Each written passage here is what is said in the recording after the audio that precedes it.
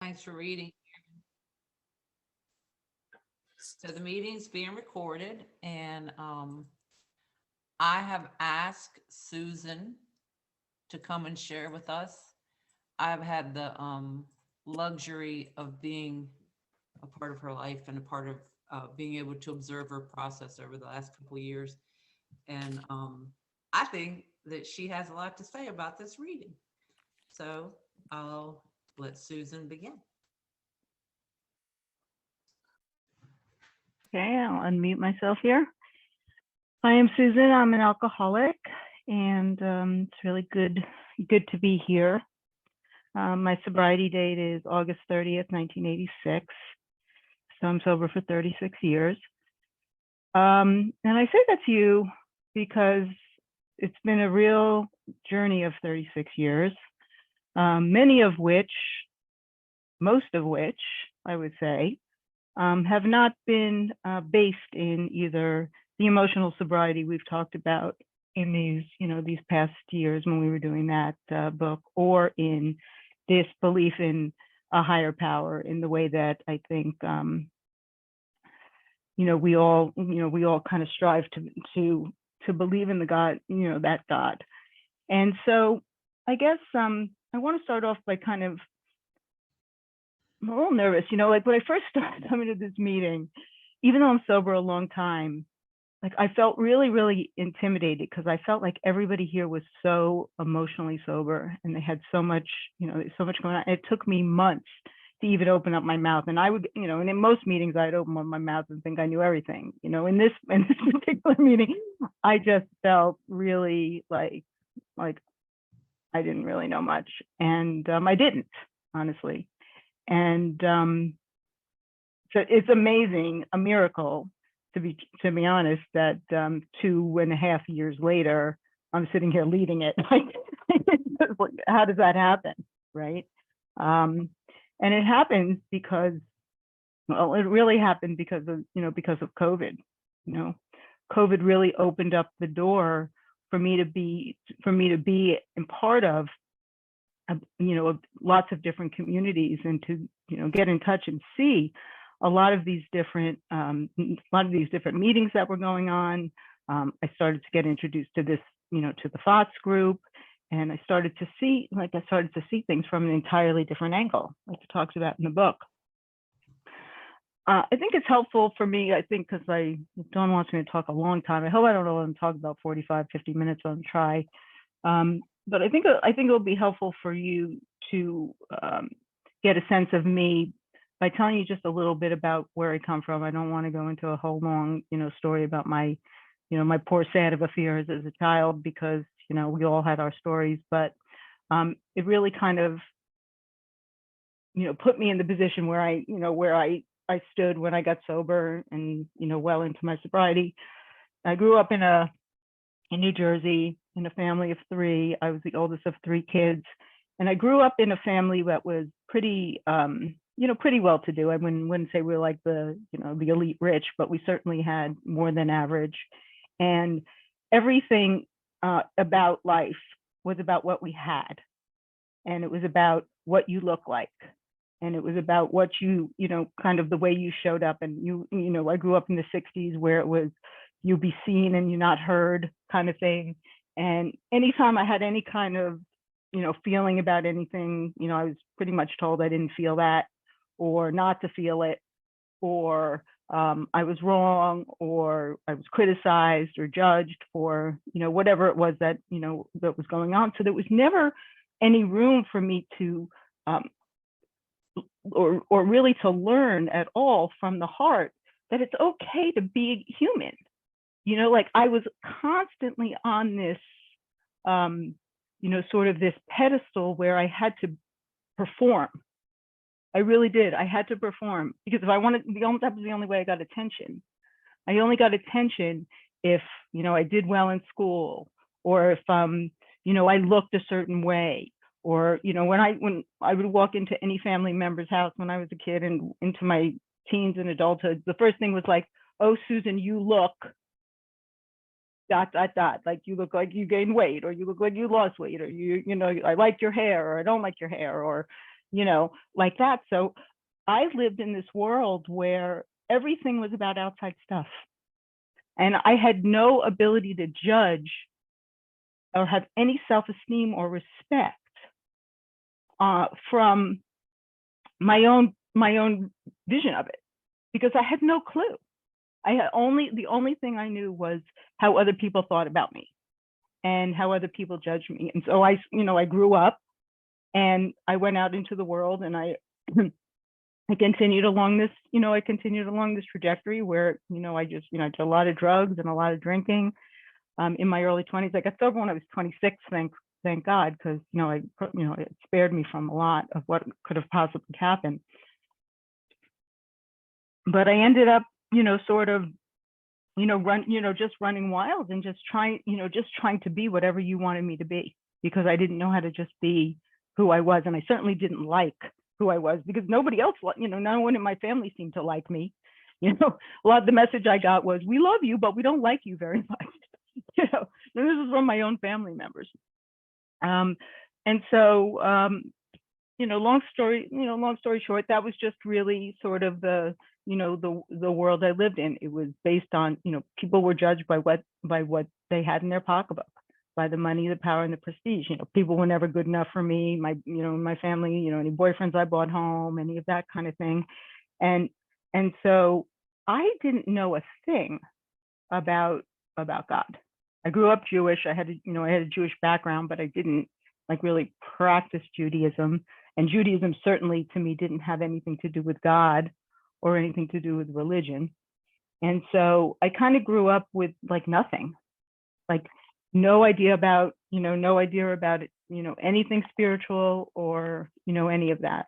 And so when I got sober, because my mother 12-stepped me into the program. Actually, my mother got sober like a year and a half before me. And, she was my drinking and drugging buddy in my teenage years. She's like, you might as well, if you're going to do it anyway, you might as well have the good stuff. So, come and party with me. She got divorced when I was 12.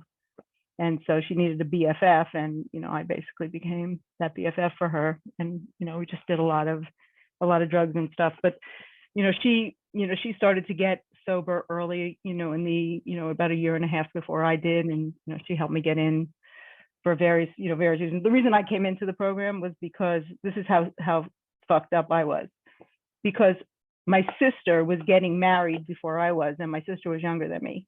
And to me, that was like the worst possible thing you could possibly have happened, because that's all I thought was going to make me okay, was to get married and to, do what, I needed to do.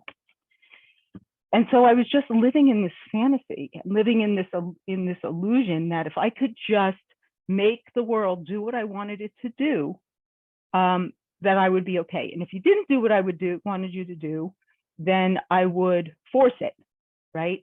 And I would push, and I would, make you, make you do what I want to do, or make you do what I wanted you to do, or I would just immediately just shut you out of my life. And that was the way I lived. And I ended up, having what I really had the most hardest time with, to be honest, since sobriety, in early sobriety and also way into my sobriety, was trust, was letting others in, for asking for help, and trusting that you weren't going to screw me over if I'd let you in and let you know who I truly was. Because if I let you know who I truly am, you're not going to like me. And if you do like me, at some point something's going to happen, and we're going to get into a disagreement or something, and you're going to leave me, and I'm going to be left, and I'm going to be left hanging. And so I just kind of realized, it's kind of really, really early, in my drunken stupor and also in recovery, that it's just easier to control everything, to control the outsides, to make everything look like they are the way they're supposed to be. So I went along. I got sober when I was 26. I did end up meeting my husband in the program. We've been together since I'm 27. We're married 32 years now. But I mean, the whole piece of it was just like, I just wanted to get married. Not, of course I loved him, but it was like, I needed to check that box, right? Like I needed to know that I was okay, check that box. have those kids, buy the house, have the right job, have a certain amount of money in the bank, because everything was about outside stuff. Everything was about me trying to have security through the accumulation of things and people. And, it was about no matter how much, no matter, but the problem was that no matter, I achieved all these things because I'm, tenacious and I'm an executor and I get what I want most of the time. And if I don't, like I said, I keep finding another way to do it. But at the end of the day, I kept on getting everything that I thought I wanted to be happy, and nothing made me happy.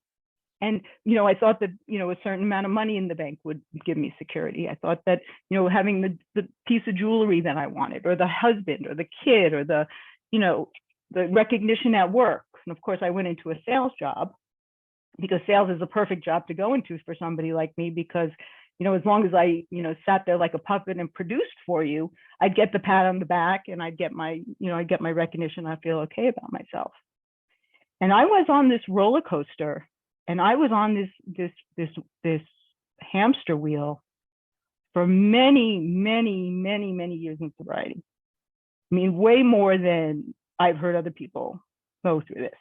Like, I know some people have said, like Mary Thayer said, she's, 20 years has happened to her. Like this, like I didn't get this till 30 plus years. And to be honest, I almost missed it. Like, if I didn't find this, I would still be doing what I was doing and thinking it was okay, because I thought everything was okay. I wasn't drinking.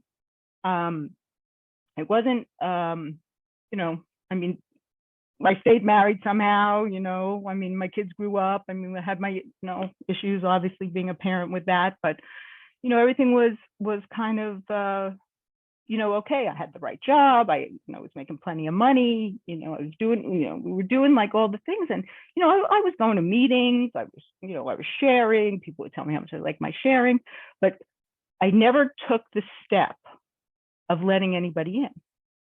I had a real, like I've had, plenty of sponsors. I've had sponsees, and I have not been able to have a continuous ongoing relationship, up until these last couple of years with pretty much anybody other than my husband. And that's because of, I just refused to get vulnerable, and I refused to let you in. And I would go so far, and then I would just, I didn't purposely stop. It was just like something would happen, and I would get scared, and I wouldn't feel safe. And the next thing I know, I'm judging, I'm judging you. And more importantly, I'm judging myself. I'm judging myself for, for everything. And then I'm judging you because that's what was done to me. So I really didn't know how to do anything really any differently. And again, as long as the outside seemed okay and I wasn't drinking, I mean, I just didn't get it. And then, and then COVID happened. And I've been trying for a long time, because I was going in and out of having sponsors and in having people to help me. And I really never really had, like, I've done the steps multiple times, but not not the way I've done them in the last couple of years. And when COVID happened, I just, I got this opportunity to just really expand my horizons, because I moved, I'm originally from New Jersey. We lived in Washington, D.C. for multiple years. And these last 5 years, we've been living in St. Pete, Florida. And St. Pete is, it's a nice place to live, especially when there's no hurricanes. It's just passed through here. But we have not been able to find our connections here. We have not been able to find our people. The meetings are not, have not been filling me up like they were, in DC and in New York, where I got sober. And so it was almost like a chore to go to the meetings. And when COVID happened and all of these online meetings happened, I was like able to go back to my New York people, and the world just sort of expanded. And I knew at that point, like, that something was really not right, because I started hearing what we talk about here in this meeting. And I've been, listening to people talk about God in a very different way than I saw God. Like what I saw God was an extension of me, just like a bigger version of me. That's what I really thought that God was for a long time, and I never understood from my heart because everything was being processed with my head. Like I didn't have like anything that I would think about or even feel like I didn't even know what I felt for so many years because my feelings were so completely shut down. But the processing of God and the processing of love and the processing of the heart voice was somehow translated into an intellectual vision of some sort, words that were, like I could maybe write on a page, but not a deep devotional feeling of a presence inside of me that loves me. I really never was able to really get in touch with that. I tried for many, many years to meditate, and I prayed, and I would meditate a little bit, and I'd pray, and but I just had so much control over everything, and I was just not willing to surrender it. I was just not willing to surrender it, and so I kept up this wall, and I kept up this persona of this strong, I'm a type A, strong woman, don't mess with me, like I got it. I got this whole thing. You don't need, I don't need you, get out of my way, kind of thing. And year after year after year after year of doing it, it just became exhausting, to be honest, because my best ideas, like I couldn't figure out how to be happy. I couldn't figure out how to be free. I couldn't figure out how to experience joy and love. And no matter what I did, and again, you keep hearing me say, I, like, I just wasn't ever willing or able to fully give myself over to something else because I didn't trust. I just didn't trust. And, I think it got to the point where I just kind of was, I just kind of collapsed with it all. And I just said, I cannot do this anymore. I do not want to do it in this way anymore, but I don't know what to do. And I literally said that. And then, I started going to these meetings online, and it was I guess the beginning of 2020 or middle of 2020, whenever, that was happening. And I heard this woman, come on, speak. And she just spoke to my heart. I'm like, what? She was saying these things about, God and the presence, and talked about like my language around, all I did was, lean in from my intellect and, money, power, and prestige, and just like all my buttons were like that. And I'm like, I need to call this, I need to find out who this woman is, and I need to call her. And, that was my first, sort of, I guess, heart thing that came, that the presence was kind of there, telling me kind of from a different voice that I needed to listen to make that call. But right away, of course, the intellect comes in and says, no, don't do that. She doesn't want to talk to you. She's probably has way too many people to talk to, whatever, all those crazy things that when the mind goes away from the heart. And I watched that kind of, play out. And I did decide to make that call. And you know what? It changed it just changed everything. And she's on here tonight. She knows who she is. And it just, everything shifted after that, because she said, I hate your persona. I hate how you show up, but I get it. you know? And if you want what I have, it's going to be about a soul to soul relationship. It's not going to be about, what you think you need to do to, look good. And I never really had anybody confront me like that. I never really had anybody confront me like that. And I never really, and if they did, I, ran in the other direction. But I let this woman do this, I let this woman do this. And she just really helped me to feel. She really helped me to be vulnerable and to trust and to go to God with these things that I would try to fix on my own. And whatever would come up, it was always the same, it was always the same answer.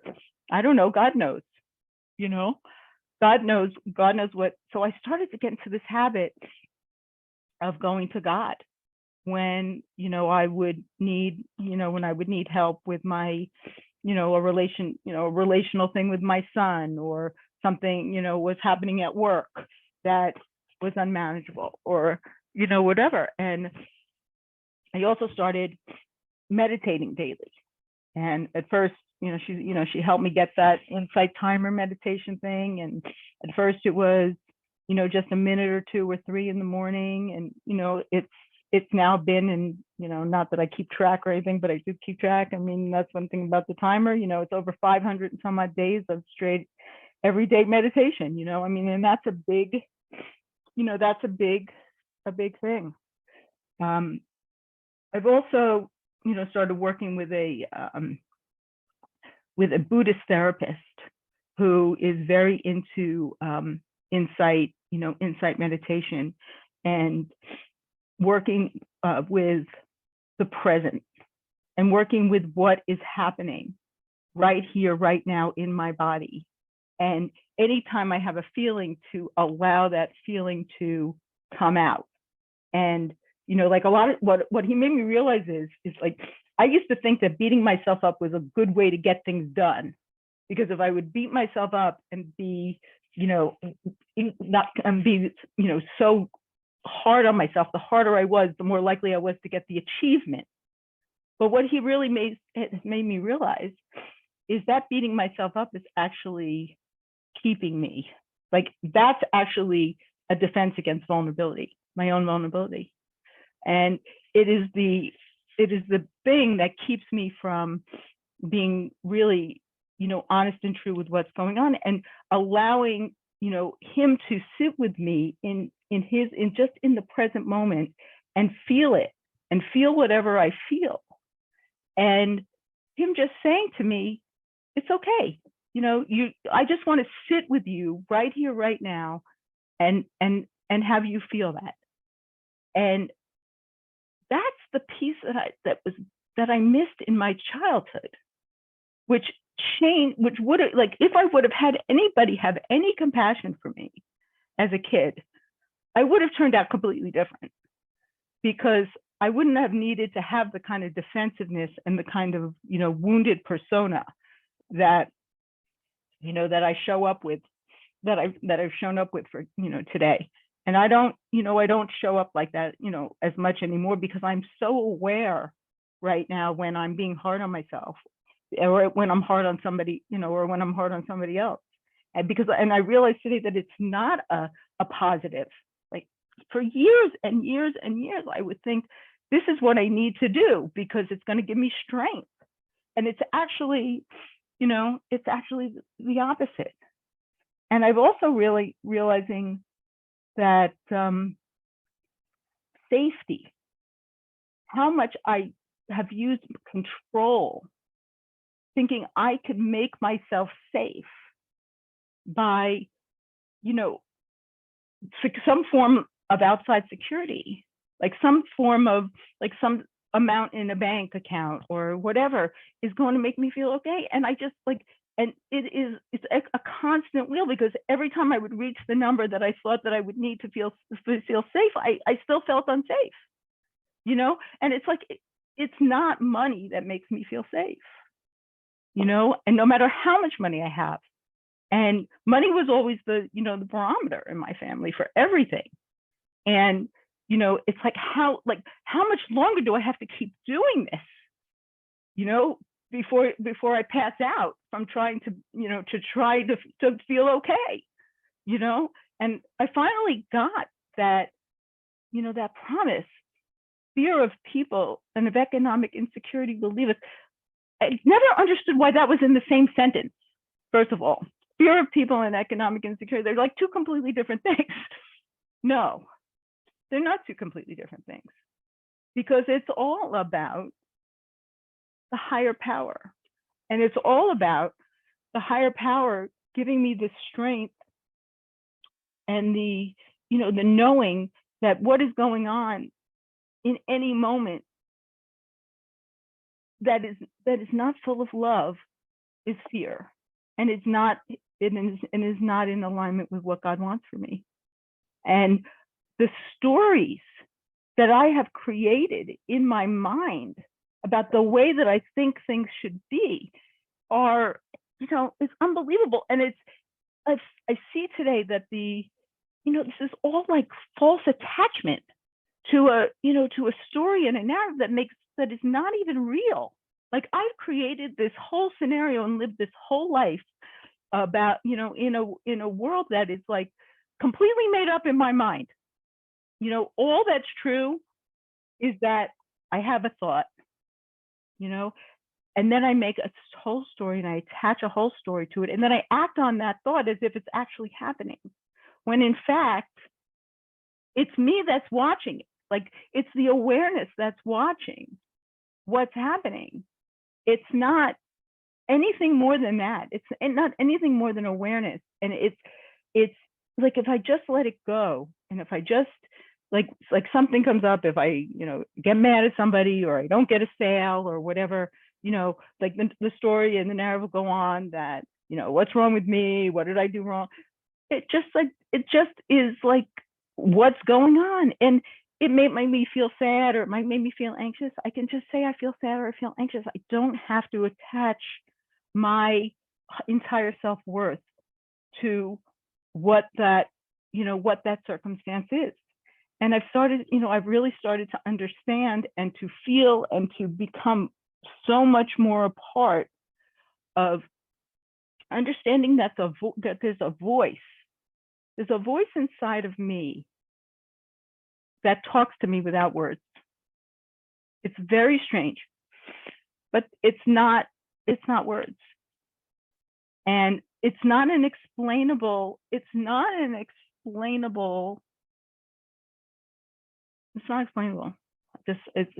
I just can't explain it. But I feel it. And when I feel that happening, I know that I'm in the right direction. And so I am very I'm very much in a place of change right now, and of growth right now.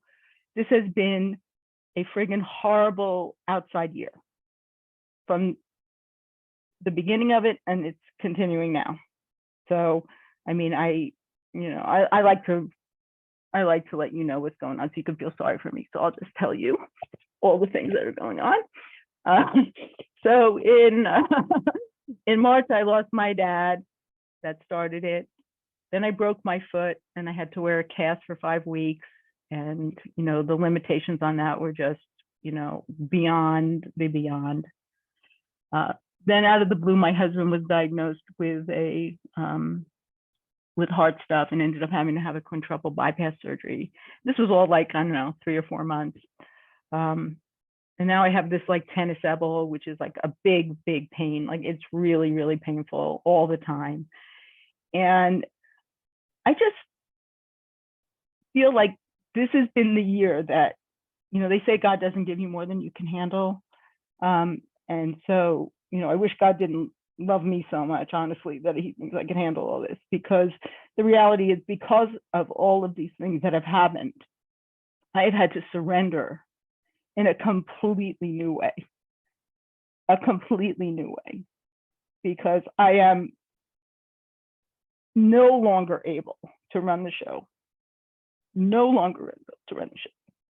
And I have, God is everything, like, and or he's nothing, but even nothing is everything, right? So nothing is included in everything. So all of this is happening. I really do believe, I've been told that when you're ready to, take that last surrender, or not even the last surrender, but when you're really ready for the change, that, your world collapses in front of you, right? All the things that you think you have and that you need and that you want, all, like disintegrate. And, you realize that you can no longer, you're no longer running the show. And, I just have to continually, say over and over and over and over again, thy will be done here. There are so many circumstances right now. I forgot to tell you that my house is falling apart from the inside out, which is a pretty interesting metaphor too, because apparently we had a shower pan that was leaking in the house, that was leaking down into the kitchen through the ceiling. Well, if you guys don't know where a shower pan is in the shower, it's actually underneath the tile and the concrete. Okay, so you literally have to pull up the entire thing in order to change the shower pan. And we had these ducts that were sweating, that were leaking, water. So like, there's all of these internal house things that need to be fixed, thousands and thousands of dollars worth of houses, that I'm not going to see a second of external reward from. So that's quite a metaphor, right, for what's going on in my life right now, because these things are all, like, you got to fix the insides if you want to have a happy outside. The insides have to be working, right? The shower can't be leaking. The ducts can't be sweating. And even though the outside's going to look potentially exactly the same after all this money later. And it's interesting that it's all happening. It's happening around, a lot of financial money too that has to go out for this. That, the end of the day, it's an inside job. The whole thing is an inside job, and the insides have to get fixed if I want to live happy, joyous, and free. And I have not been happy, joyous, and free. I just haven't. I have been surviving. And it's really scary to think about somebody at 30 plus years sobriety that's first living like that, because it's amazing that I didn't drink, honestly. It really is amazing that I didn't drink over these years. And I just think it's just because of my sheer will, because that's how I am. Like, if I make a decision that I'm going to do something or not do something, I just don't do it. But it came at a tremendous price. And now, over these last couple of years, since COVID, and getting involved with this group has really made a difference for me too. The woman I told you about introduced me to other people that are in this meeting too, that really mean a lot to me. And I have a lot, I have connections today, and I have friends. I still have trouble with it, don't get me wrong, I do, but I have people on this meeting that I really, really care about, and I think care about me. And I couldn't have said that. I couldn't have said that a few years ago, just a few years ago. I couldn't have said that. So, I'm really in a place of tremendous gratitude. I don't have a lot of fear anymore, though. It's interesting. Since I've kind of made this shift, and I really know that God is everything. I have a place now where I can go all the time, to that source, to that, that higher, best friend, or, whatever one wants to call it, that, is really going to take me to where it is, where I'm going. I make decisions now, based on that 11th step, please direct my thinking. Help it to be clear from, selfish motives. I want to help people now. Like, here's another thing I'll tell you that is really kind of embarrassing, is I didn't really want to help anybody for a long time. I didn't even think I had anything to do to help you. I didn't think you wanted what I had. I didn't really think I had much. I mean, I had enough, but nothing that really, anybody really wanted for, so, and I didn't really care,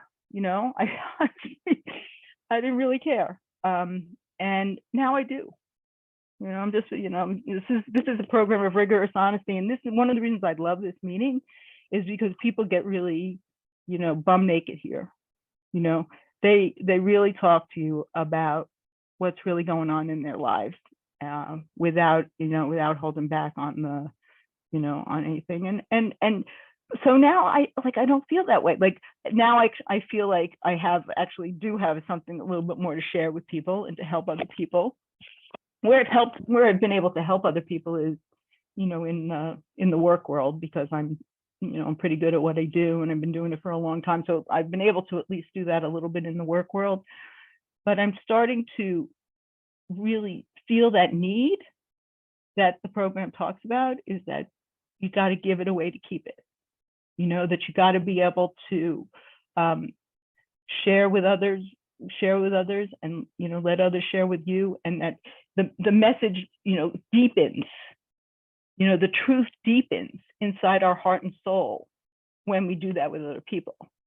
And because I've had such a hard time letting other people in, it just hasn't, that just hasn't worked for me up to now. But I know that will work when it's supposed to work. Like, if the phone, if God wants me to work with other people, the phone will ring. That's the way, it will go. I'll put myself out there, and I'll put it out there as I want. And, if that's what God wants for me, then that's what will happen. And I'm open to, and now I'm open to it. And I think when, that's part of this, this evolutionary change inside of me, is to be open and to be available, and to, let the, love and be loved, and be compassionate with others. Listen more, talk less, listen, and really care what other people have to say. I honestly didn't care. I just didn't care, because all I thought is, I have to protect myself. I have to protect myself so that you can't hurt me. And so I put up such a giant protection up against the world, that it was like me against you, and we're all brothers and sisters here. We're all part of the same cloth. We're all woven together. We're all inextricably woven together, and we all have, we all suffer from the same things. It might be a different mirror for you than it is for me, but at the end of the day, these are all our own individual, challenges, defects of character, whatever you want to call them, that are all there.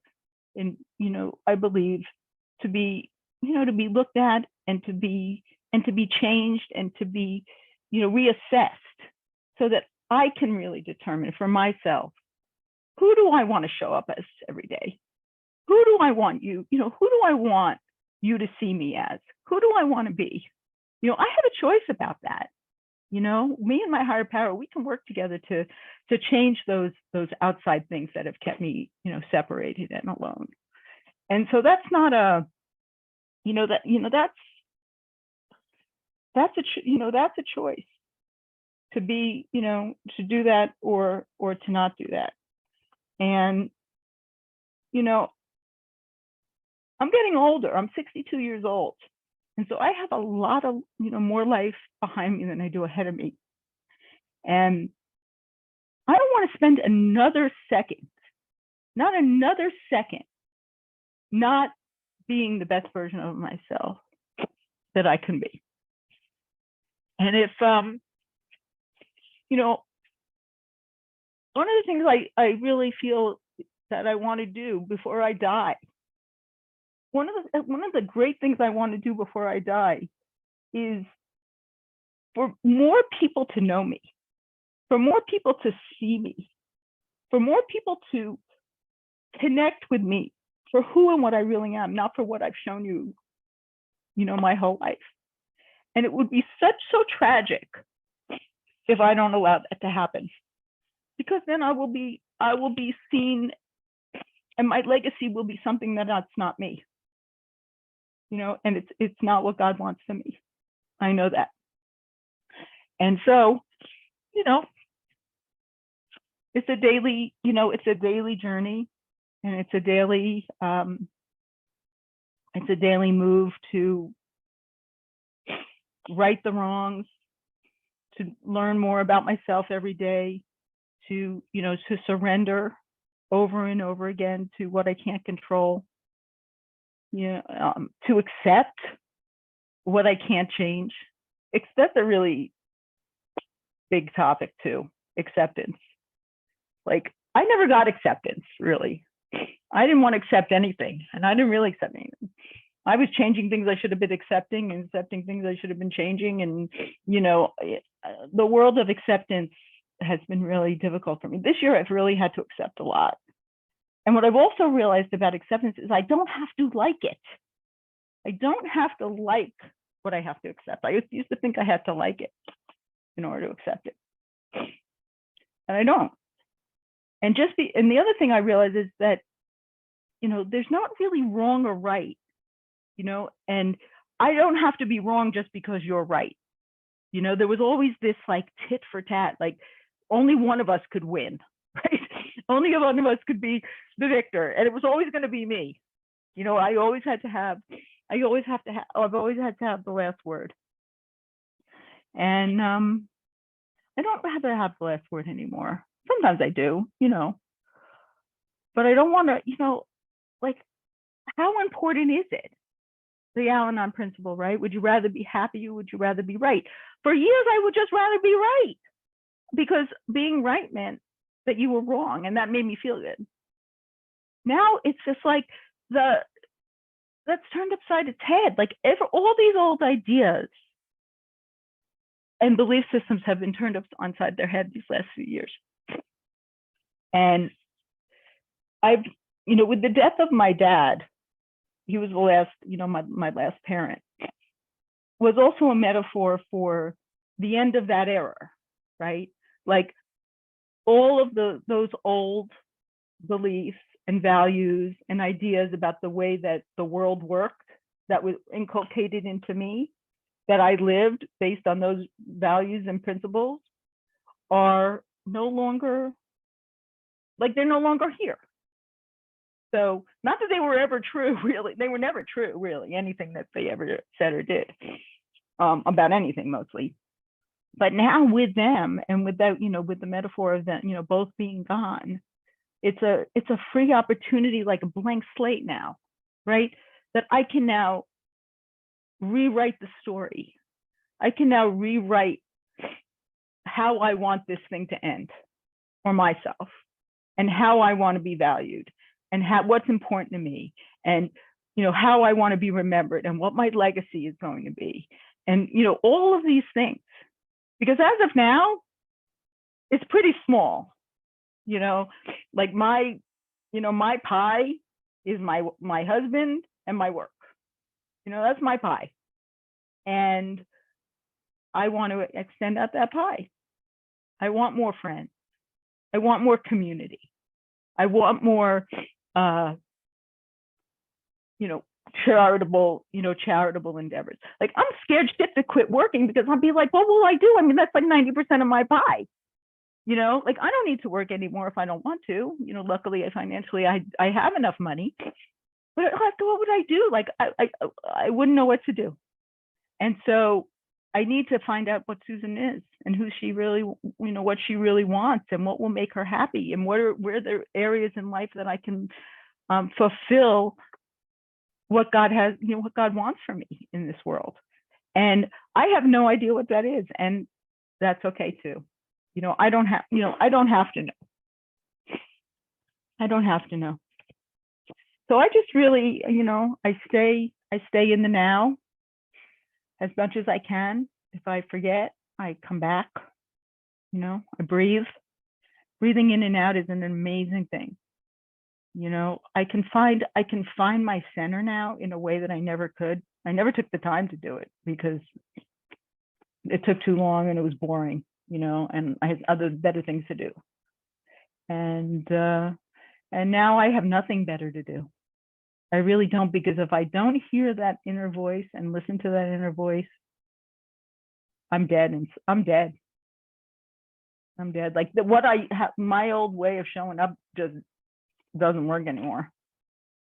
So the old way doesn't work. So, I got to lean in a little bit more in the, into the new.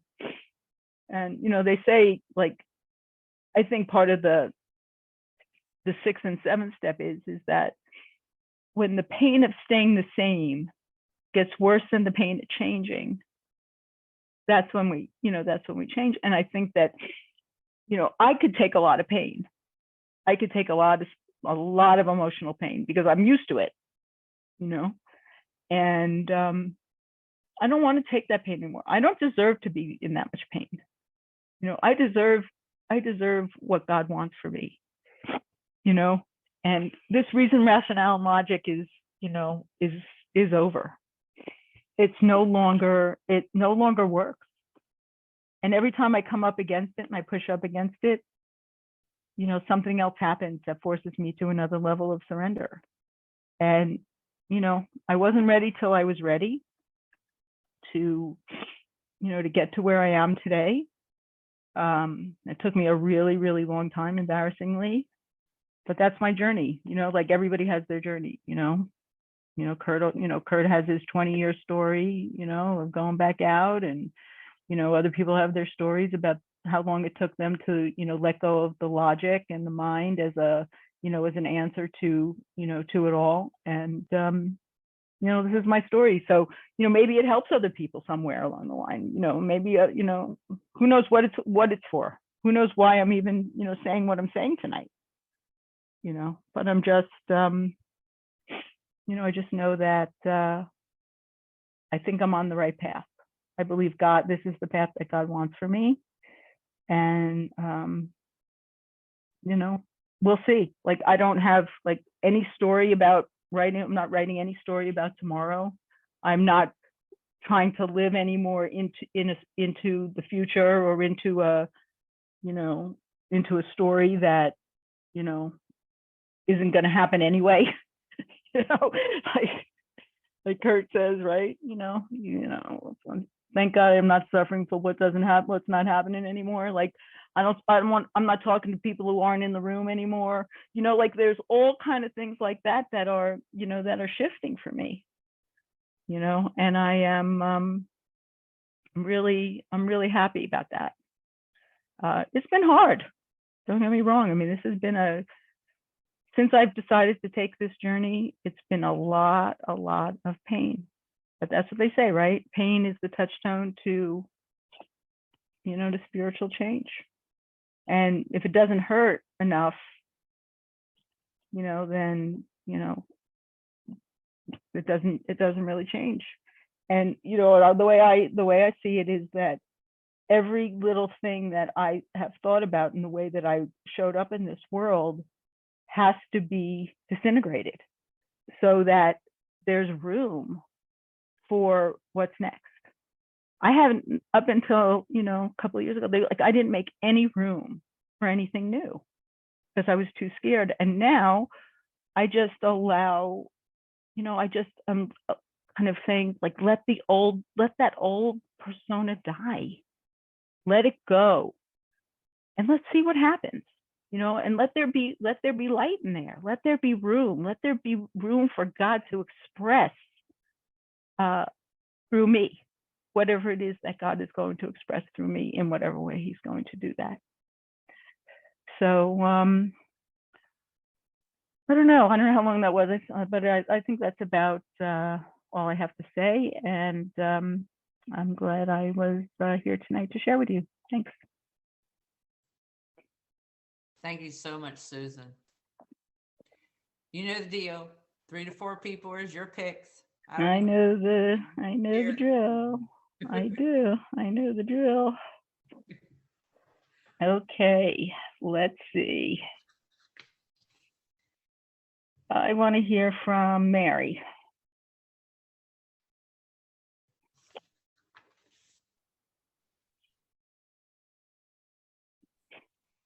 Me?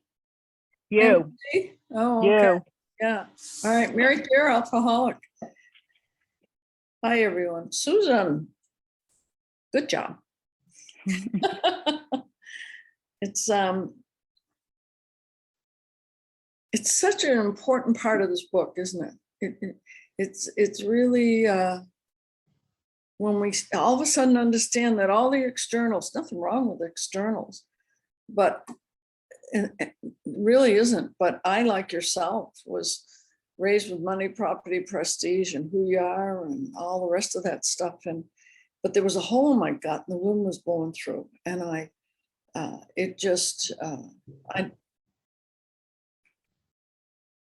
something wasn't happening, and the drink kind of filled me up to make me feel as though I was okay. So your whole story and mine, as we well know, is very, very similar. The journey to go in, and I'll never forget the day that I really saw that on page 55. This was such a combination, this portion of the book that we're talking about, because the 20-year mark for me, when I said, I'm doing everything right here. How come I'm not, the checkoff list, sobriety? I was doing it all. Did everything that was said. It was all intellectual. It was all theory.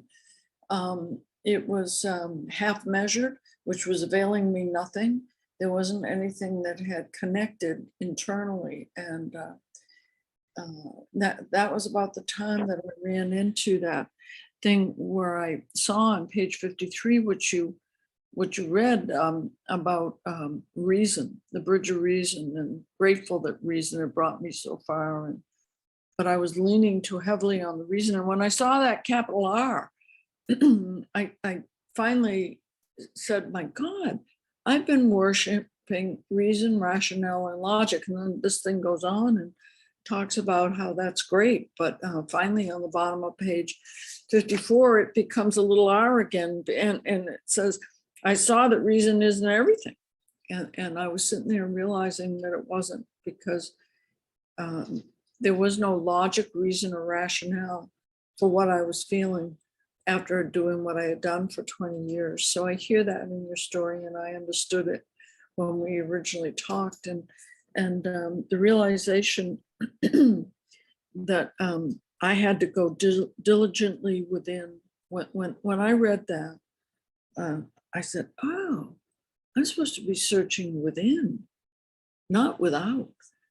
And I could hear, I had the words, but then I was experiencing it. It was like Chuck Chamberlain used to say, have you ever noticed everything grows from the inside out? And it's only the human being trying to get something outside of them to put into them to make them feel all right.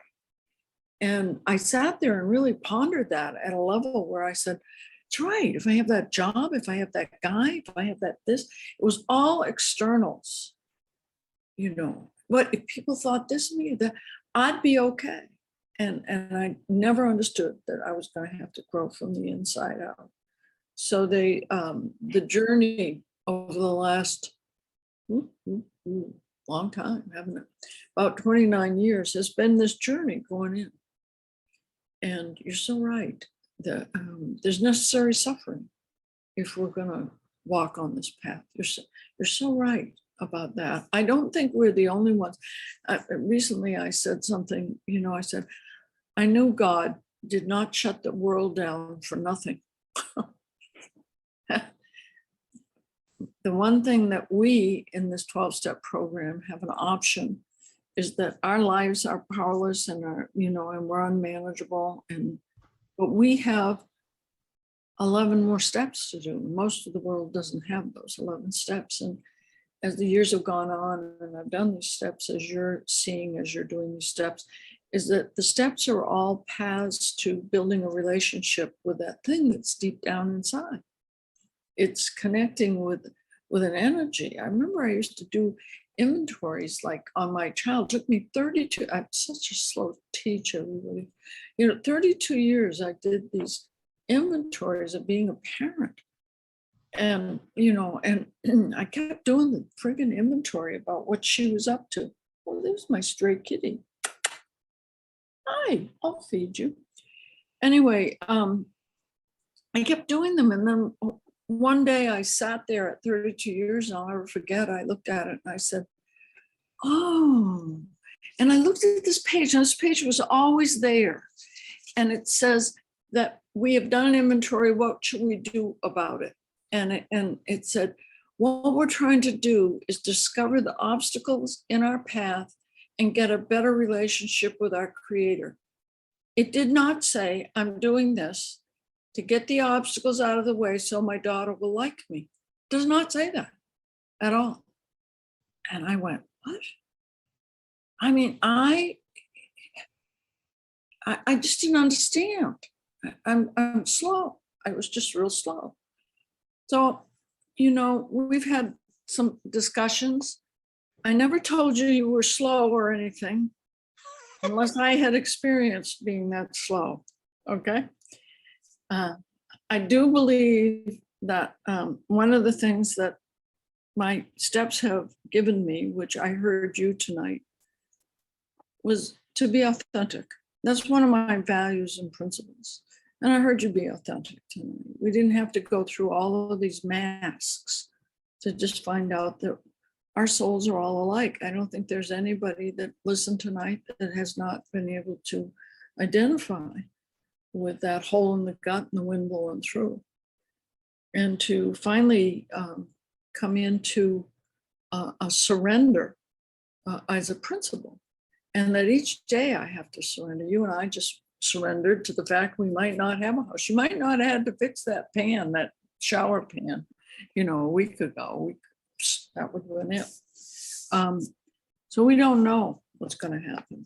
And unless I enlarge on this connection with that presence, I will not be able to face the certain mode spots and trials ahead.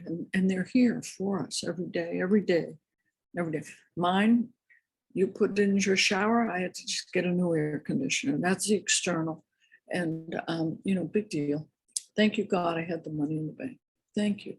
Thank you, God, that I'm even sitting looking out here at the kitty that didn't get washed out. It's like there's so much joy if I connect with a presence. I will just tell you briefly, because when we have challenges, I think it helps us to see where we are spiritually. Don't you? I mean, I don't know. This is what this tells me here. I love it. I love it when it said the last thing that was read in this thing, it says, we're going to search within, et cetera, and we can join everybody in the broad highway. It says, if I have this attitude, I cannot fail. Now that's a promise. I can't fail no matter what. Externally, all of those externals are happening.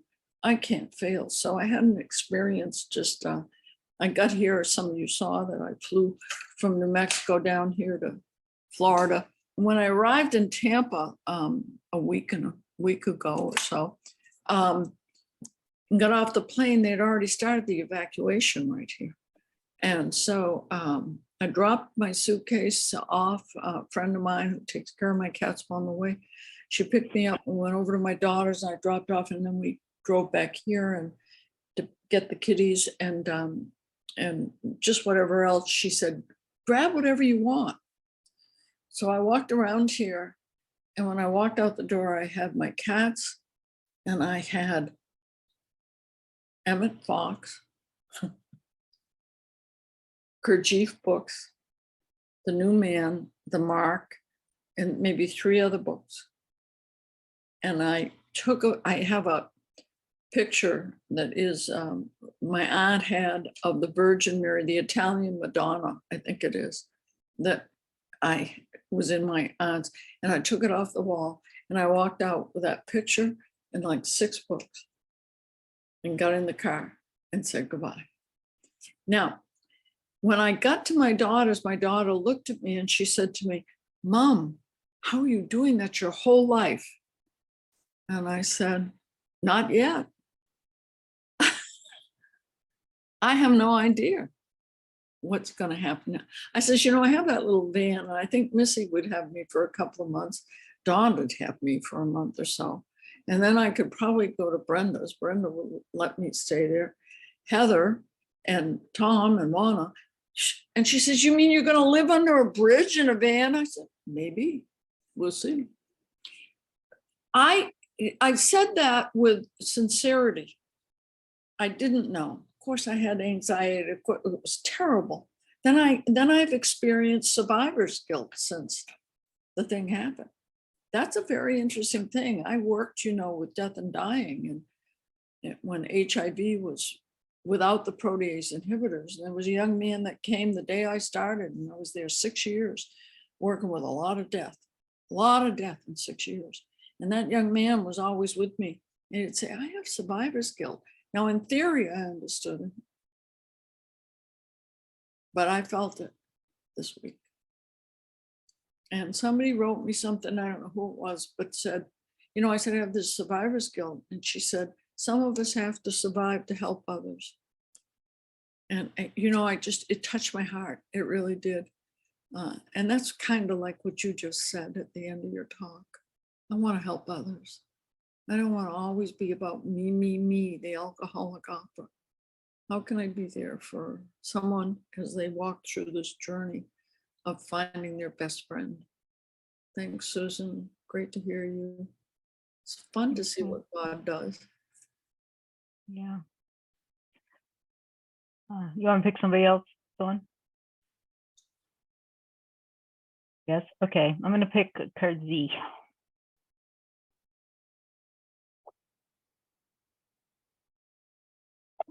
Well, that was a real joy listening to you. And it's been great getting to know you over the past couple of years. And there was a lot said and a lot that I related to. I mean, just in, we talk about this, Koyas always told me this is a process, not an event. And it's very stage specific,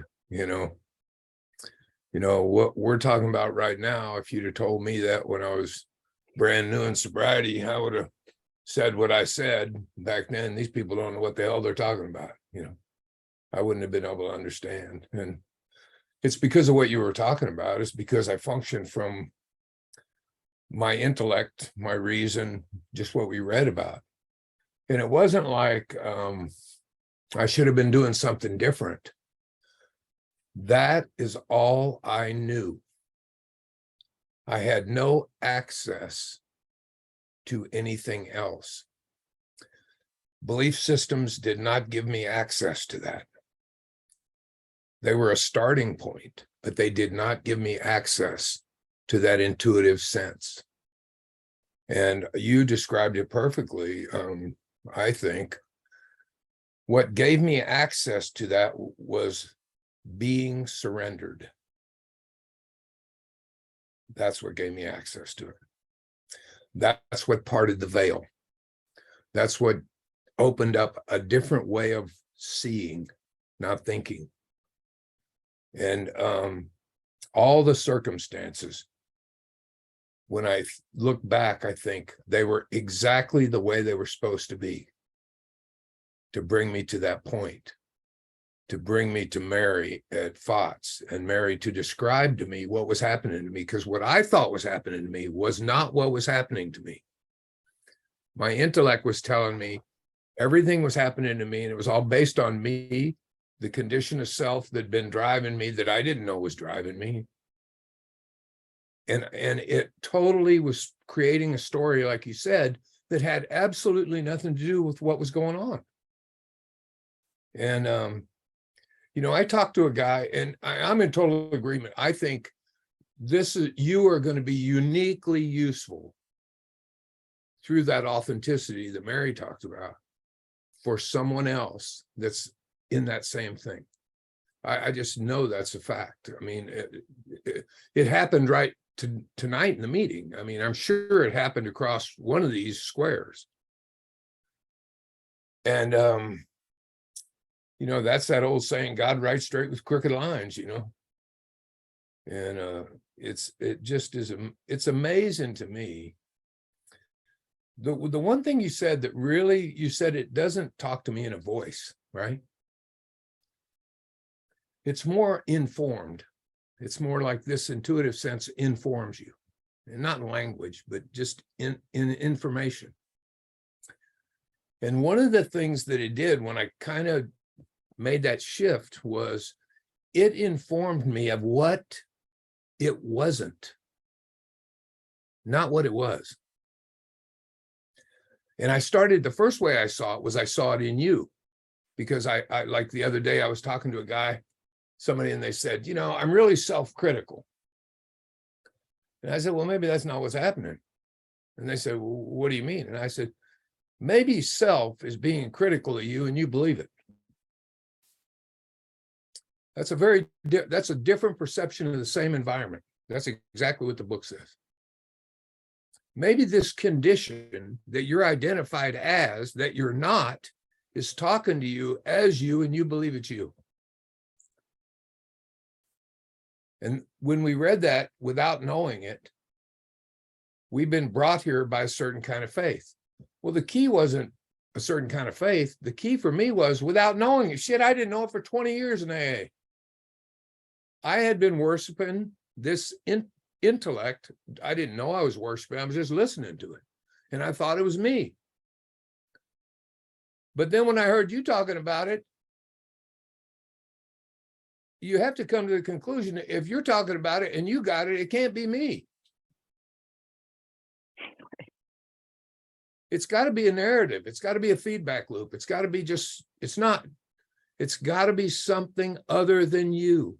And, you know, this, I'm in total agreement with you, Susan. It's this existential crisis of unworthiness that caused me to drink, that gave me a false connection to a higher power, which was booze. It gave me that connection. When that was lifted,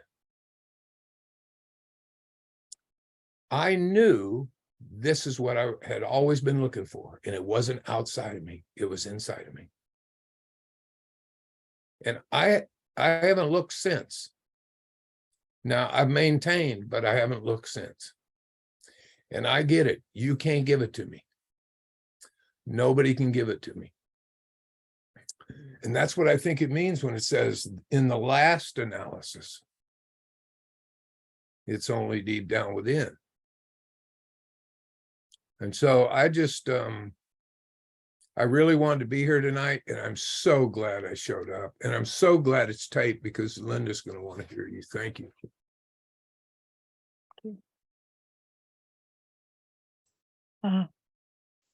You want to go show of hands now, John? How do you feel about it? I'll follow your lead. Let's quarter of. I want to make sure anybody does anybody want to share? Stephen T has his hand up, so why don't we let Stephen speak? Yeah, hi everybody. I'm Steve. I'm an alcoholic. Can you all hear me okay? Yes, Steve. Okay, fabulous.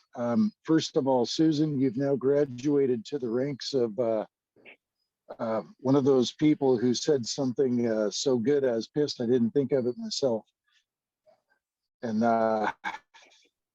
anyway,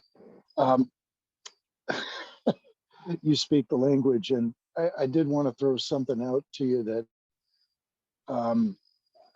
the thing that bridged me to the meditation practice I have now was I spent a couple years listening to Juanita's meditation. It's out there on YouTube, and it is so nice. The first 6 minutes you breathe, you know, in the last 6 minutes you review the stuff that the book says you need to do every day. And so anyway, I'm not somebody who's been swimming in, you know, the deepest of waters for a long, long time. And I hope maybe this will give you some encouragement. It certainly has me. it dawned on me in meditation that no matter how you slice it, it's right now. And right now I'm giving it a go, you know, anyway, for whatever that's worth. And a couple of teachers that really, really helped me, and for no other reason than that I could hear love in their voice, you know, and that is Thich Nhat Hanh and Richard Rohr. There's just something about their voice. And anyway, I've come to realize I'm one of these people that I needed this, you know, this persona to feel like I belonged anywhere. And anyway, it was just a mess. And kind of what's happened is I'm kind of outgrowing it, and that's like, what do you do?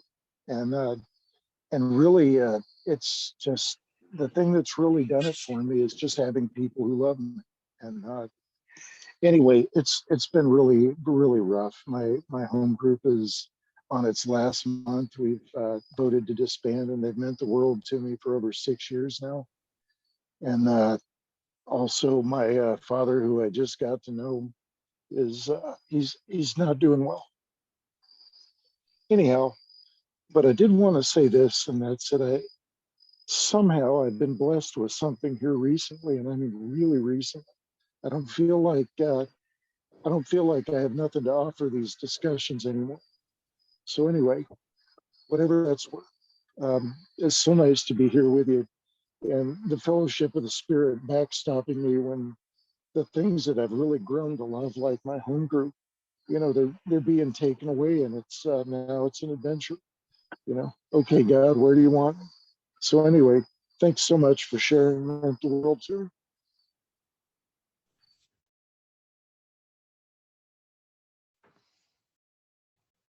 Does anybody else want to share?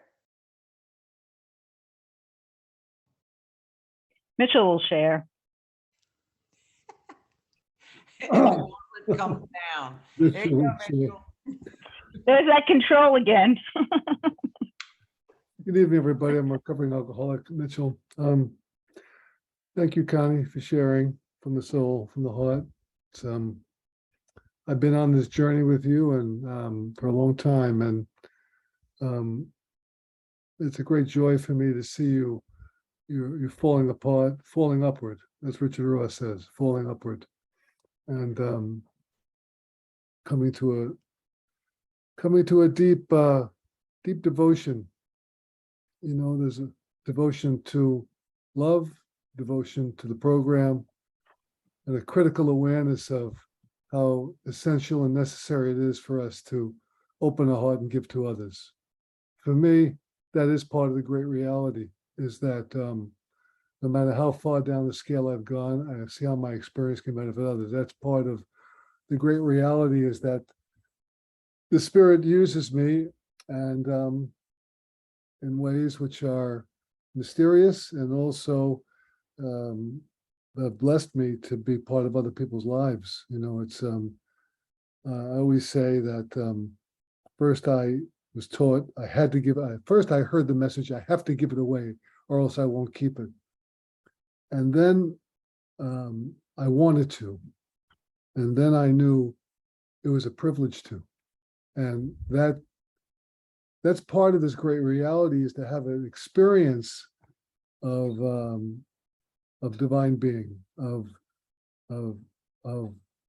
and the last gentleman mentioned it.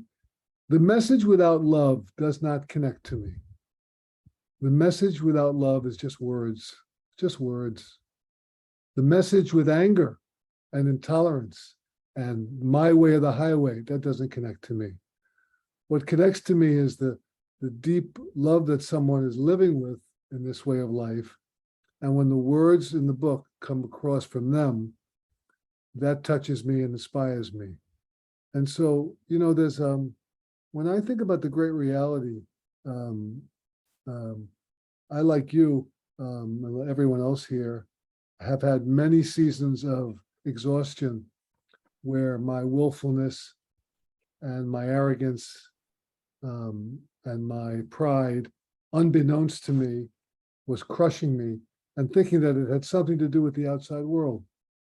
And And that's kind of the blessing, the blessing of these seasons of exhaustion and being surrendered. And one of the great realities of the 6 and 7 step is the reality of experiencing being changed. How does that happen? I didn't wake up with a 10-point plan to change. All of a sudden, the rage I felt is now, it's not there. You know what I mean? Maybe they're flare-ups, but the rage isn't there. And so I kind of, I'm in a place where I just feel just a well of gratitude inside, and not preoccupied with what I have, what I don't have, what I want, what I don't want. And that's of no doing of my own, really. I'm devoted to this way of life. I am. And I've been loved so profoundly into health in AA that it's an embarrassment of riches. And the people who have helped me the most in AA and continue to help me is where I get a direct transmission of the truth from them, from their heart to my heart. We all need language. We need words. The book has beautiful words in it. But the language, like you're saying, the unknowable language of somebody, one alcoholic loving another alcoholic, is beyond words, and to me. And so I'm very grateful to be here,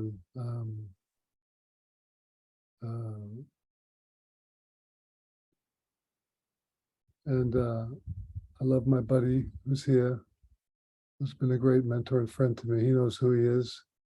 And it's been nice to get to know Mary in Tampa. I'm going to see her a little bit more than I have in the past. And thank you for letting me share. Thank you, Mitchell. Nadine?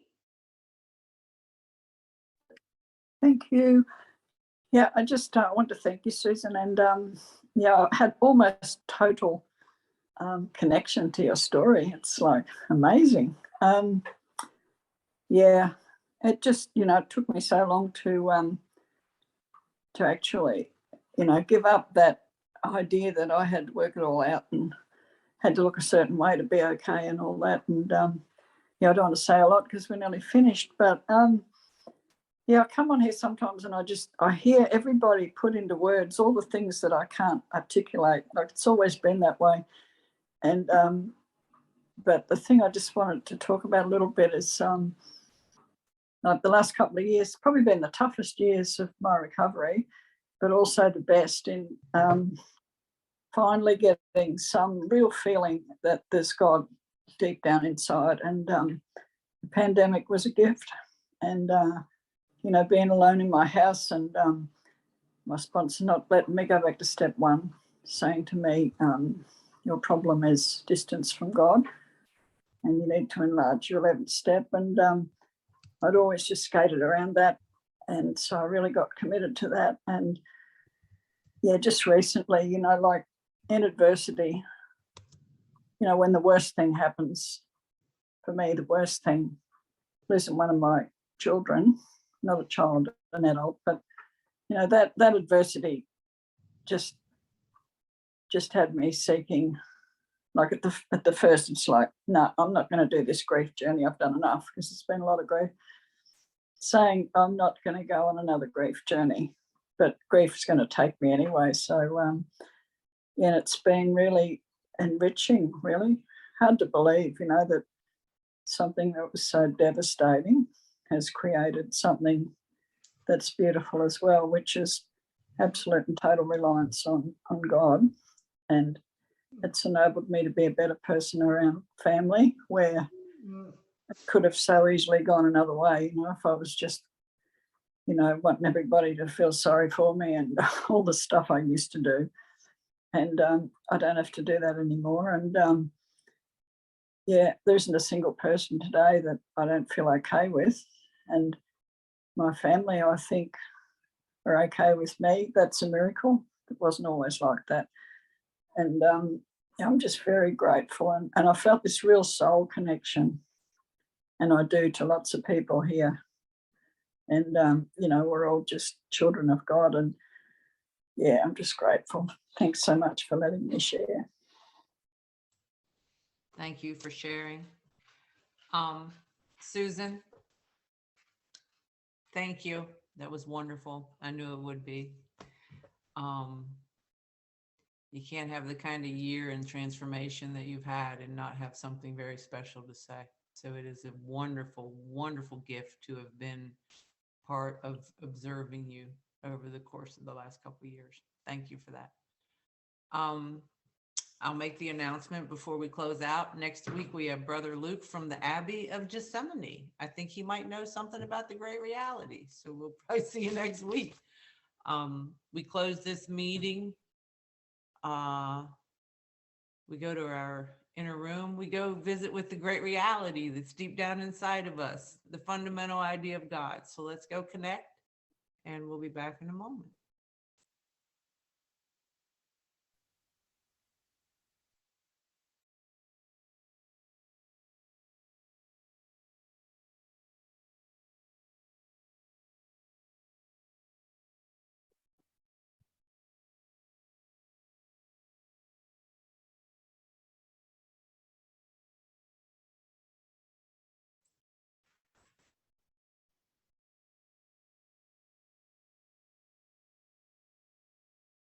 Thank you.